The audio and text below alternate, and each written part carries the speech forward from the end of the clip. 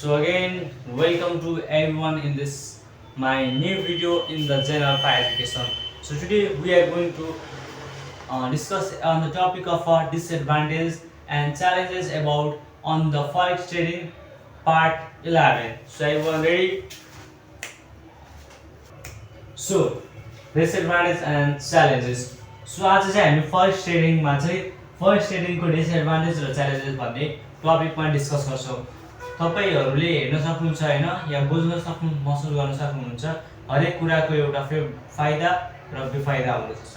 त्यसले forex trading गर्दा पनि फाइदा र बेफाइदा दुवै छन्। हामीले हिजो एडभान्टेज यानी फाइदाको बारेमा हिजै कुरा गरिसक्यौं र आज चाहिँ हामी डिसएडभान्टेज बेफाइदाको बारेमा छलफल गर्छौं।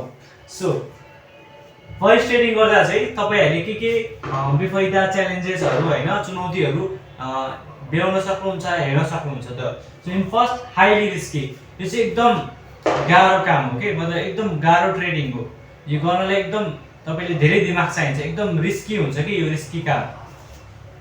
Second requires knowledge and patience. So तपाईले यो फरेक्स ट्रेडिङ गर्न चाहिँ एकदम नलेज चाहिन्छ, एकदम यो फरेक्स ट्रेडिङको बारेमा एकदम धेरै कुरा जानेको हुनुपर्छ, नत्र भने तपाईले अब कुनै ट्रेडिङहरु हुन्छ तपाईले अब एक दुई चोटी गर्यो भने हो तपाईले गर्न सक्नुहुन्छ, बट यो ट्रेडिङमा चाहिँ तपाईले एकदम डीप सम्म नलेज हुनुपर्छ, तपाईले यसको बारेमा ज्ञान हुनुपर्छ, बल्ल तपाईले राम्रो तरिकाले फरेक्स ट्रेडिङमा पैसा कमाउन सक्नुहुन्छ। र पेशेन्स, तपाईले एकदम दृढतापूर्वक हैन कन्सिस्टेन्सीको साथ तपाईले काम गर्न सक्नुपर्छ।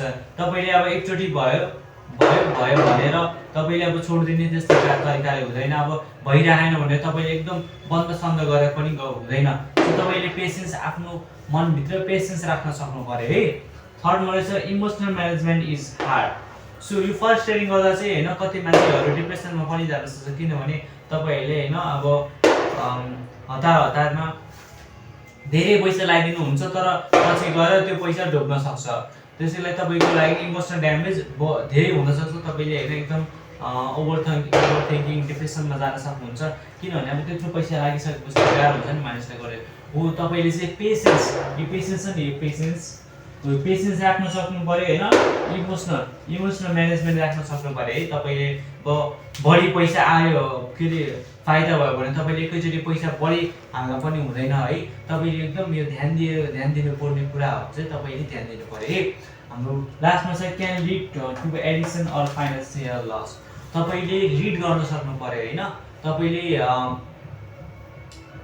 चलाउन सक्नु पर्यो हैन। एडिक्सन अब कति अब तपाईले हैन फरेक्स ट्रेडिङमा गर्दै जानुहुन्छ, बिस्तारै प्रफिट हुँदै जान्छ हैन। अब एडिक्सन हुँदै जान्छ कि मान्छे 24 घण्टा त्यसैमा लागिरहन्छ के हैन। तपाईले लाइफमा अरु पनि कामहरु गर्नुस् है।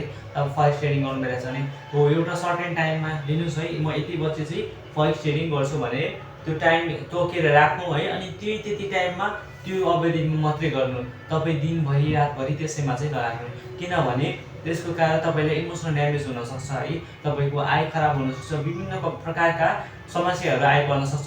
सो तपाईले लिड गर्न सक्नु पर्यो हैन एडिक्सनको विरुद्धमा। तपाईले हैन यो टाइममा मैले यति मात्रै गर्छु भन्ने कुरा तपाईले दिमागमा राख्न सक्नु पर्यो। र फाइनान्शियल लस, अब तपाईले कुनै कुरामा अब जस्तो फरेक्स ट्रेडिङमा ट्रेड गर्नुभयो, त्यसबाट कुनै ट्रेड लिनु भयो, त्यसमा एकदम लस भयो, तपाईले त्यो लस लिन सक्नु पर्यो है।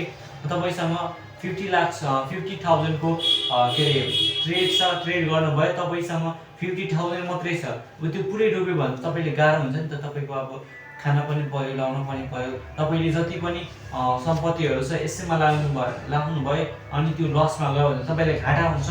सो तपाईले चाहिँ यस्तो एमाउन्टमा पैसा राख्नु पर्यो जुन तपाईले त्यसलाई रिकभर गर्न सक्नुहुन्छ है, स्टेबल गर्न सक्नुहुन्छ।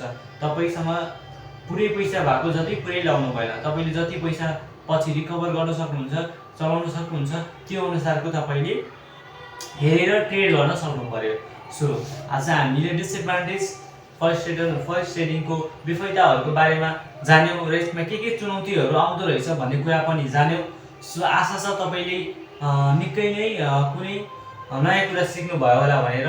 So I hope you learn something new from this video. Thank you everyone for watching my video, and in the last, don't forget to like, subscribe my channel. Thank you.